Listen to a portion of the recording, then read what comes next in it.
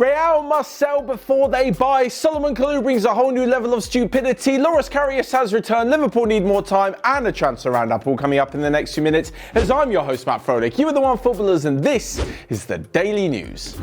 First off, and Real Madrid reportedly need to sell before they buy anyone this summer. I mean, when it comes to Real, it's well known that they have a load of targets who not only want to join the club, but also who they want to bring into the club. The main three this summer apparently Paul Pogba, because of course, Erling Haaland has been on fire for Dortmund, and wonder kid Eduardo Camavinga. But on the flip side, not only do they have a lot of dead wood in the squad, they do need to get rid of some players to potentially raise a few funds. Of course, the likes of James Rodriguez and Gareth Bale looks to be on their way out the squad, but as well as this, there could also be Lucas Vazquez and potentially even Marcelo, although that one looks a little longer way off. Anyway, as to the ones coming in, Camavinga is the cheapest option and apparently the one on top of Zinedine Zidane's list. The young French midfielder has had a stunning breakthrough season with Rennes, and he's going to cost a lot less than Pogba. There's going to be a lot less problems than Pogba, and he also probably won't demand a place in the first team squad just yet. Yes, Luka Modric may be coming to the end of his career with Real Madrid, but it's highly unlikely that if he stays, he's just going to accept his position being taken over and just sit on the bench.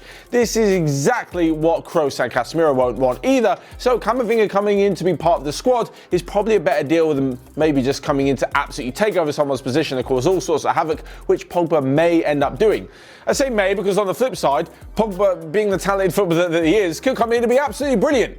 But things haven't necessarily gone his way in the last few years, so that seems a little less likely than likely to happen. But moving on and actually away from some transfer news into the utter stupidity in these difficult times of Salomon Kalou. The former Chelsea man, who's been at Hertha for quite a few years now, decided to go Facebook Live and film himself walking around the dressing room at Hertha, high-fiving people, shaking their hands, going into where players are being tested for the coronavirus. Just absolutely ridiculous. Of course Hertha saw this video because of course he didn't even do it secretly. Did it on Facebook Live. Anyway, the club have now suspended him from training and matches, not that there is much going on at the moment, and he's been forced to admit an apology. Of course, what on earth was he thinking? I mean, there's levels of stupidity to that as a football player, but it's not even within the realms of football that these rules are being made.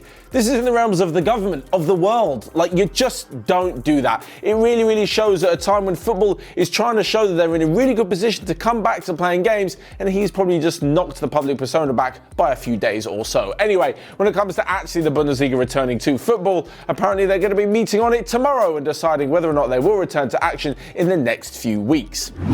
But moving on, and Karius, the Lord and Saviour, according to some comments from kids on YouTube, is returning to Liverpool. He has cut his 2-year loan at Besiktas short because of, well, apparently the club didn't really pay him. He had made complaints to FIFA over the last year that he wasn't being paid correctly, and now, finally, the time has come for him to terminate his loan.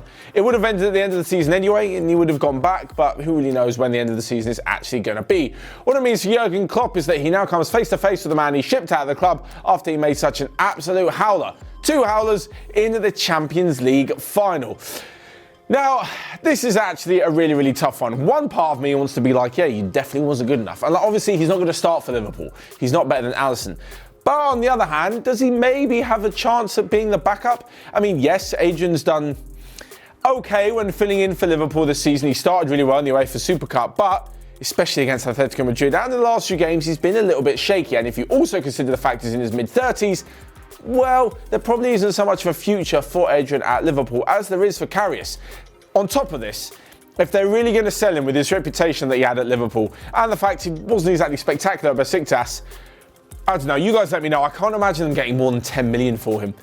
I'd be absolutely amazed if they got more than 10 million for Karius. I think they even paid less than that to bring him in from Mainz in the first place, but even so, that's such a small figure in today's market. Besides that, though, apparently Newcastle want him, but that's probably not true because, you know, new rumours are flying around when all sorts of money is going into the Geordie club. But speaking of Liverpool transfers, actually, and they've asked Timo Werner's representatives for a little bit more time to see how their transfer budget will be affected before making a concrete offer for the 24-year-old. It's clear that Jurgen Klopp's a big fan of Timo Werner, who's got over 70 goals for Leipzig in over 120 games. And according to recent reports and stuff that Timo Werner's been saying in the media, it looks like he is also keen to be joining Liverpool. Looks like a match made in heaven, right? Well, on top of this, there are a few other clubs who are involved in the situation. If Barca can't bring in Lautaro Martinez, and apparently they've offered all sorts of players plus some money for Inter Milan star, they'll be looking to bring in Timo Werner as well. Of course, if Werner wants to go to Liverpool, he ideally wants to join Liverpool. But if they don't make the offer and Barcelona or whichever other club want him come in with a substantial amount of money to Leipzig, to Timo Werner, and probably more importantly to Timo Werner's agent, there's no way of telling whether or not his head would be turned, and we could see him end up at somewhere else other than Anfield. So last but not least, a quick roundup of the rest of the day's news that you might have missed, as Leicester City are interested in German defender Ismail Jakobs from FC Köln. Next up, and Fenerbahce are working on a deal to bring in Mesut Ozil, even if it is on loan from Arsenal. Spanish football is hoping to return in mid-June, in line with the Premier League's action to return. And last but not least, in the case of Andre Onana leaving Ajax, well, even now the manager Erik ten Hag has come out and said that he will allow the 24-year-old Cameroonian keeper to leave at the end of the season. So that is all from me for today. Make sure you let me know your thoughts in the comment section below. Smash the like button and click here or here to check out all of the other videos we've got going on Onefootball. But until next time, I will see you guys later.